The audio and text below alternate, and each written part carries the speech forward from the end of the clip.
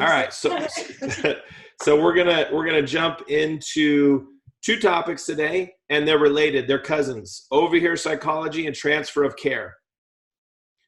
So in your notes, pay attention to this one thing, right? People don't buy a solution to a problem they don't perceive to have. So knowing that, we've said this before, what's our goal then? What do we want to sell the patient first? Buying into the condition? Yeah, buying into the condition. Exactly, buying in the problem. So overhear psychology is the system we use to sell the condition. So you would do your permission statement. I want to be able to share with you everything I see deserves your attention. Is that okay with you? Yes. If we find something, just know you have the final say at which pace you move forward with that. Does that sound fair to you? They say yes. And then you start your exam. You do your intraoral camera. You have your pictures up there. You do your images, all your x-rays, right? Your images are there if you need them. But you start calling out existing, whether it's existing prior treatment or existing conditions, from doctor to assistant, and the patient is hearing what that is, right? That's overhear psychology. Overhear psychology means the patient's listening, they're laid back, and now they're listening, and they're going to believe more of what they overhear than what you tell them directly. So if you ever told someone, you have gum disease. No, I don't. I've always had pink in the sink, right? I don't have a disease. So telling someone is like putting up a hand or a wall and them pushing back. And what we want to do with overhear psychology is we're just two people talking over here like gossip, and they're listening, and they're hearing it. They're hearing the right things. So really bad overhear psychology goes like this. I'm the doctor. Well, I got to sit like the doctor.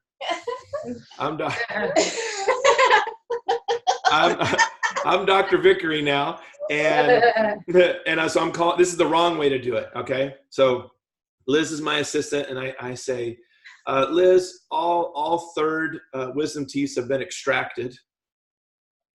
And starting on number 2, there's a distal buccal occlusal. There's an MDOLBXYZ amalgam filling there with defective margins. And I see an abfraction near that furcation down there.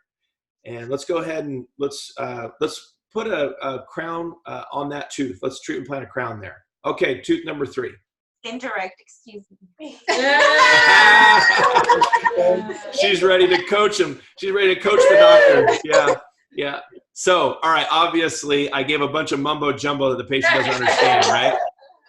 Yeah, Liz is on top of it. So if I call out all that technical jargon, do they understand any of it? No. And if they don't understand it, they don't buy into the fact that that is a problem. If I don't understand I have a problem, I don't have a problem, right? Somebody said halitosis one time to my teenage son. It was like, Halo? The game Halo? Halo came out with a new game? No, your breath stinks. Right? So if you use this terminology that they don't understand, they can't buy into the problem. All right? Now, secondly, there was something that they probably understood, and that extraction they probably heard, right? Or EXT, they know that means extraction. Okay, so they probably heard that. That doesn't sound too good. So not present would be how I would translate that. And then what was the other term I used on tooth number 2 that they probably heard? When I started treatment plan, what did I say? And Liz caught me. The crown. The crown. And so they hear crown, and there's even a meme going out now. It's not a dental meme. It's an everybody meme, and it's this girl in a parade. She got a crown on her head, and it says, "My dentist said I needed a crown."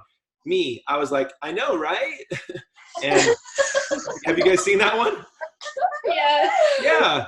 So, I mean, dentistry has messed up so much that saying, you need a crown. That is such a messed up sentence. It should never, ever be used. We got to get rid of it. It's a limiting term. Because when they hear crown, right? When they hear crown, what do they think of right away? Money. That's right. Money. It just sounds expensive. Sounds expensive. And they're not going to spend money on something they don't believe is a problem because it's not bothering them. And then, Morgan, we were just talking about, it's a reservation on appointment, making your courtesy calls. You call them. They go, oh, I'm so glad you called. I was just getting ready to call you. Yep. That tooth's not even what? Bothering me. So I'm going to go ahead and, Cancel. yeah, so they went to WebMD or something. They now got their DMD online somewhere, and they've diagnosed they don't need a crown. They don't need a crown anymore because they don't have any pain. No pain, no problem, no pay, right? No pain, no problem, no pay. That's right. So they have to understand that we're talking about stopping a problem before the pain, right? So over here, psychology is where we do that. So let's replay it correctly. I say, Liz, thirds, not present. Tooth number 2 has a MODL amalgam. There's a large old metal filling in there. About 75% of tooth structure is actually now being weakened by that old filling in there. It's breaking away. Okay, I can see a gap between the filling and the tooth, and so defective margins. And if I wanted to call out treatment, I would say foundation, indirect full coverage, right? It's going to come from the lab, so it's indirect placement. Indirect what? Full coverage. All right. Full coverage, yep. Now I'm going to push the timeout button here because we're going to use some questions too. But that's replaying that section properly. I've said what the assistant needs to hear, the dental jargon, and then I replay it for the patient to hear it. I'm defining it for the patient. That gives my assistant plenty of time to chart it. I'm not rushing through, and they're not missing anything. I treatment planned it and everything. Okay, make sense? Yes. Okay, so let's add on to this. Implication questions. We talked about implication questions last month, I believe. Do you remember what an implication question is? Oh, what question? Implication question. What is that? All right, so the universal implication question is, are you going to eat that? Are you what? Are you going to eat that? Oh, you're going to eat that. Right. Are you going to eat that? Right? So I'm implying something, right? What am I implying when I say, are you going to eat that? What do you want? I want it. My wife knows. My wife knows if she's not. Last night we're having popcorn. I was like, if you don't finish the bowl, let me know. Now, tone of voice means everything, right? 38% of communications, your tone of voice and your facial expression. So my wife says the same thing to me, but she has a different tone and facial expression. She says, are you going to eat that? Like it's gross. Too much food. It's gross. You're disgusting. I can't believe you're eating all of that. Whatever it is, right? I'm working on my dad bod, as my son would say, right? So how you say it also changes that implication, what you're implying. So with your kids, if you wanted them to clean your room and you know they didn't, you say, hey, how'd it go cleaning your room? It's an accountability implication question, right? How did it go? I assume that they did it because I'm assuming they're good kids. They go, oh, haven't done it yet, Dad. I'll get on that right away. I don't even have to say, I told you to clean your room, right? Yeah. All right. Yeah. Right? Preach it. All right. So implication question in the over here psychology, right? I just called out what tooth number 2 looks like. And then I look at Ricky Bobby and I say, Ricky, let me do it the wrong way. Ricky, has this tooth started to hurt you yet? No? Okay. Let's go on to number 3. Okay. Has this tooth started to hurt you yet? No, I'm good. And they check off that box in their head that says, I'm healthy. I'm good. I don't need anything. Does that make sense? Yes. What's the right way to do it? All right. Here's the right way. Tone of voice and follow-up. So I say, Ricky Bobby, you know, this tooth that we're talking about, Liz and I'm really concerned about this one. Has it started to hurt you yet? Look at my face. It's disgusting. I can't believe you're eating all that. Has this tooth started to hurt you yet? They go, no, not yet. Wow. I'm so glad that you're here now. We're catching it before it turns into a really big problem. This is something you can deal with now and prevent pain, toothache, root canal, those types of things. I'm glad you're here. I'm glad you're recording this. You can replay it. All right. So that's over here psychology with implication questions. Now, what Liz's job is, right, or Katie, hygiene or assistant, right, is what's called clarifying questions, where when I blow it, which I will at some point because I'm not perfect, and I start going back into that limiting term jargon, I'm calling out a bunch of dental jargon, and the patient's not understanding anything, and my assistant or hygienist is hearing it, they then call back to me, right? They say a clarifying question. They say, so what you're saying is that that tooth has a broken old metal filling in it and you're concerned about the decay under it, doctor? You call it back? Hey, time out. Wait. But you I already can't. see his reaction. Yeah, you can't Tell look him. at us like I knew Like, that. duh, that's what I just said. Uh-huh. Yeah, you can think it though. You can think it, Dr. Nestle. You can say, that's what I just said to you, right? You can think that. Did you hear? Just remember this, Did you hear Mary, he I'm said- mature enough to take it. Did you hear? He said you can think it. You can think it. You can think it all you want. Yes, I just told you that. And then Two things are happening here, guys. Two things are happening. One, the patient's now they're downloading that data that the assistant just called back over. That's really important. But two, my doctor's getting coached in the right direction. You're nudging that doctor in the right direction. you get that. Hercules. Yeah. All right, awesome. Okay. I used to call it playing dumb before I knew it was called clarifying questions. Uh-oh, we're going to the board. This is important. Oh, you got it down. We're going to the board. All right. What's he writing? Extreme Ownership. Yeah, I like it. Everyone's coaching everyone. Ownership. Yes. All right. Good stuff. All right. Let's move into. You know what that means? Go for it. It's not their fault, not their fault, not their fault, not her fault. It's my fault. Ownership. Own it. That means you gotta own Own every it. problem. You own every problem. You own every problem. You own every problem. It's my fault. My fault. Your fault. Everybody's fault.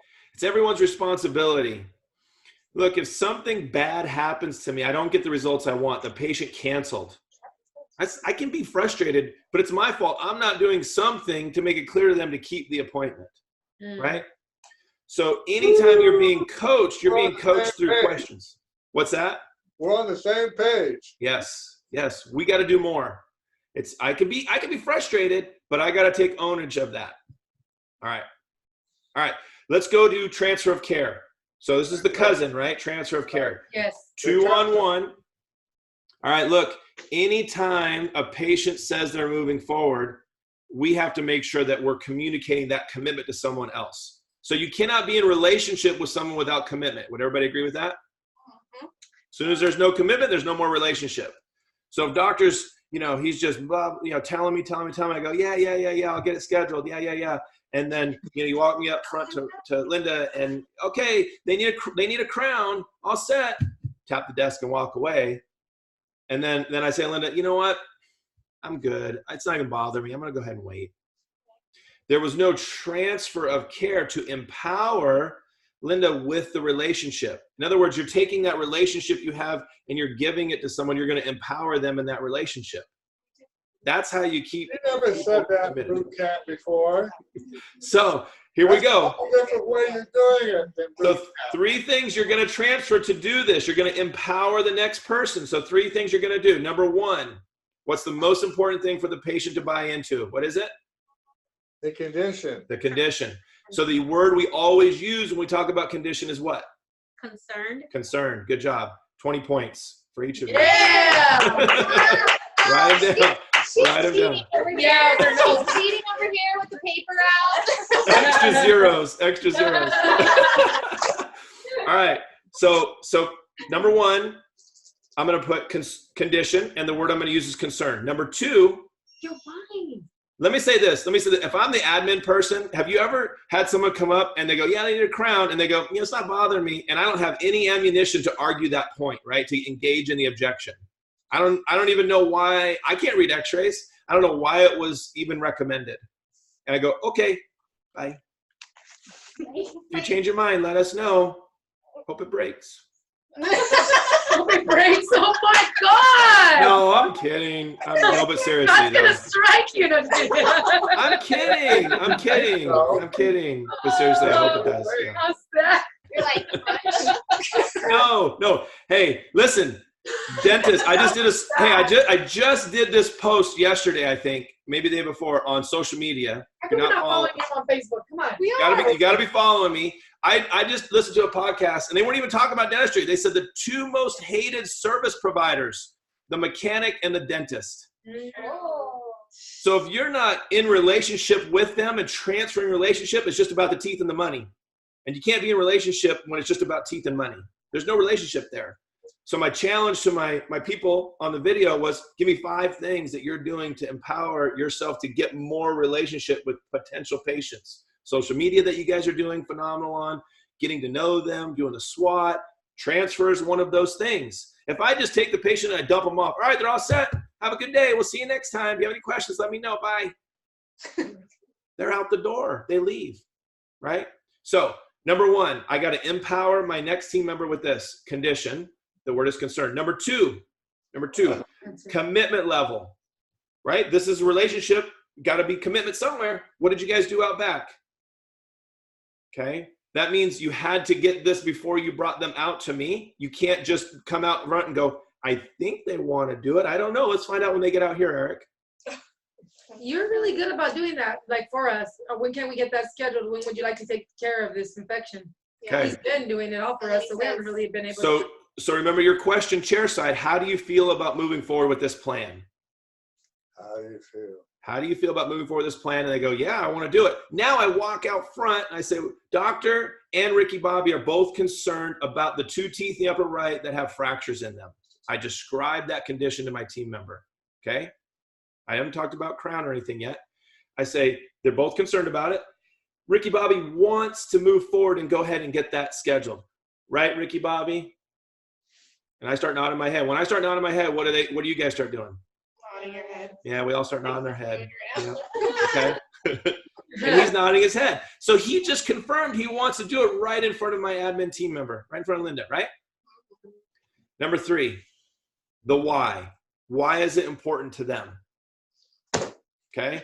So the word you're going to write down is important, and I'm going to add this to the end, right? So I say, Dr. and Ricky Bobby are both concerned about the infection in his gums and the 2 teeth that have cavities and fractures in the upper right. And so he wants to move forward and get this taken care of. Right, Ricky Bobby? He goes, yeah.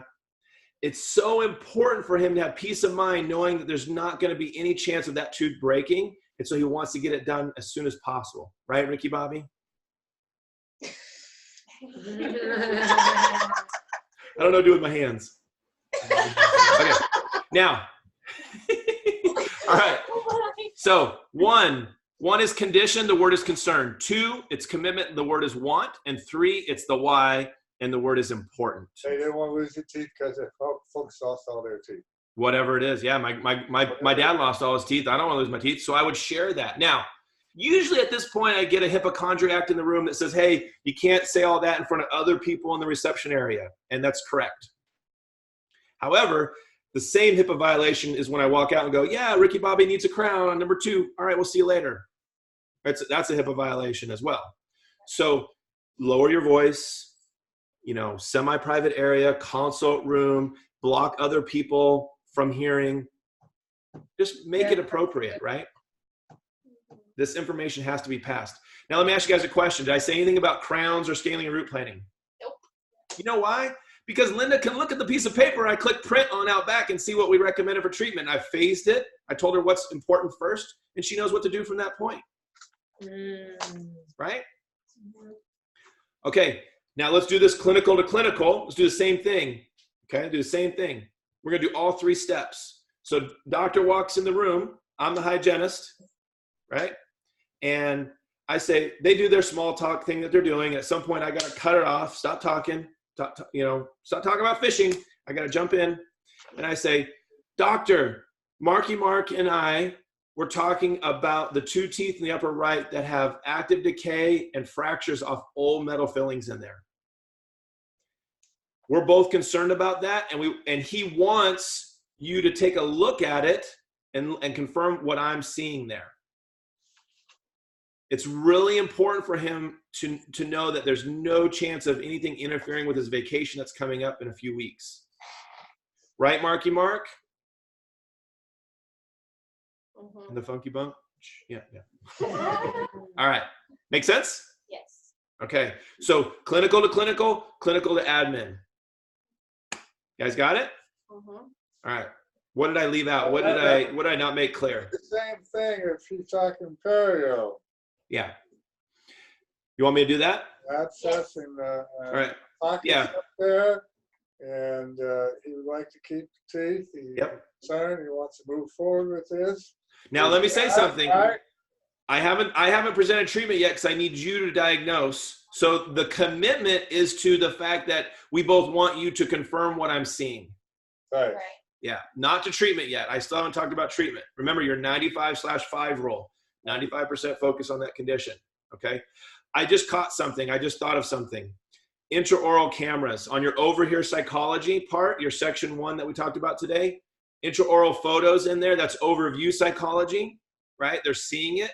So I'm showing it to them after they've heard it. And I say, I said, this is the one I was talking to you about that has the fractures. You see those lines right there? Yeah. That's why I'm so concerned about this and why I'm concerned about the tooth either breaking or the decay hitting the nerve causing a severe toothache, which would require a root canal. Okay. Now, let me say this. There are going to be some patients who say, no, it's not bothering me. I'm not worried about it right now. If you know they're a no and they're moving away, here's what you do. You stockpile your intraoral photos of existing conditions and after consequences, and you categorize them by condition type, right? MOD amalgam -BT, broken tooth. So you have that emergency patient that comes in that you treatment planned a crown on a year ago, and you have an intraoral picture of how it was when they first came in, and now they come in with it broken off. I say, this is your tooth. This is your tooth on crack, right? Mhm. So we show them the before and the potential after. So what I do, I say, Marky Mark, I know you're not concerned about the problem right now. Let me share something with you. This is another patient who came in. This is their tooth when they came in. Looks just like yours right now, right? You see the similarities. Old metal filling, fracture lines running off, okay?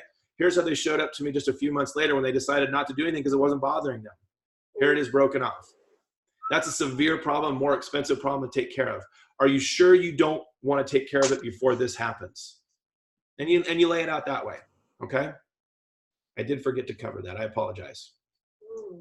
So it's called your photo library, and you create a shared document on every desktop, every operatory, every admin. It's called photo library, and you put images in little folders based upon a type. So you can do gum disease, right? Here it is. And then you show after with the long teeth and the black spaces. You can go Google them for now if you want. Yeah. You can just go Google some images, put them in there so you have them. Okay? Okay. All right. Team, any other suggestions, team, on our over here or our transfers? I'll be very interested in watching the recording here. You're going to send that to us. Yeah, I'm gonna give you that, guys, this recording, okay? All right. Review it next week again. Uh-huh. All right, awesome. All right.